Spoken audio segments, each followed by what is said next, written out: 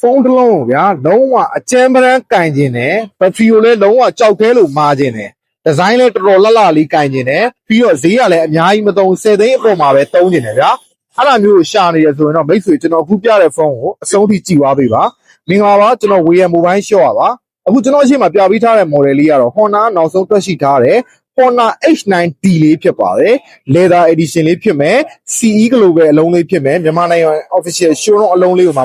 100% CE ရပိတ်အလုံးလေးဖြစ်ပြီးတော့ Warranty ကလည်းကျွန်တော်တို့ဒီကောင်က3လပိုင်းအကုန်လောက်ကမှပါတင်ဖောက်ထားတဲ့အလုံးလေးဖြစ်တဲ့အတွက်ကြောင့်ကျွန်တော်တို့ warranty ကျွန်တော်တို့6လကျော်10လနီးပါးလောက်ကျန်အောင်မယ်ဒီကောင်လေးဆိုလို့ရှိရင်ဒီကောင်ရဲ့အားတာချက်လေးတွေကျွန်တော်ပြပြမယ်ဒီကောင်ဆိုရင်ကျွန်တော်တို့ပြစ်ချပြုတ်ချเนาะနောက်ဆုံးဟိုကျွန်တော်တို့ရေဆိုတာတွေရေစိန်တာတွေကိုတော်တော်လေးခံပြီးတော့ကြီးညာတာအစ online answer နဲ့ကြီးညာပြီးတော့တော်တော်လေးကြီးညာတဲ့နေရာမှာလဲလုံးဝမှ durability test တွေတော်တော်လေးကိုကျွန်တော်တို့ဗျာဟို A+ တွေရလာတဲ့အလုံးလေးဖြစ်တယ်ဘက်ထရီ8300 mAh လုံးဝကြောက်ခဲလို့မာတဲ့ဘက်ထရီသုံးပြီးထားတယ်။စာချိန်က66 watt နဲ့ display က OLED ကို1 big color ကို 120Hz နဲ့ကင်မရာ108 megapixel ကို matrix ကင်မရာလေးဖြစ်မယ်။ big quality လည်းတော်တော်ကောင်းတဲ့အပြင်ကိုကျွန်တော်တို့သုံးရတဲ့ဈေးတန်းလေးနဲ့ပြန်ရတဲ့ performance လေးကတော်တော်တန်တယ်ပြောလို့ရတယ်။အခုလက်ရှိဒီ Honda H9D လေးကိုကျွန်တော်ရောင်းချပေးမယ်ဈေးနှုန်းလေးက73,8500နဲ့ရောင်းချပေးမယ်။ကျွန်တော်ရဲ့ chip customer များ parking ဖွင့်စစ်ကန်ရမယ်။ warranty ကြံပြီးတော့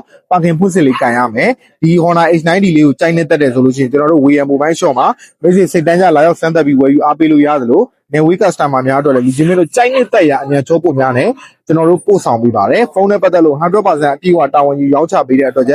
စိတ်ချမ်းသာစွာဝယ်ယူအားပေးလို့ရပါတယ်။အားလုံးကျေးဇူးတင်ပါတယ်ခင်ဗျာ။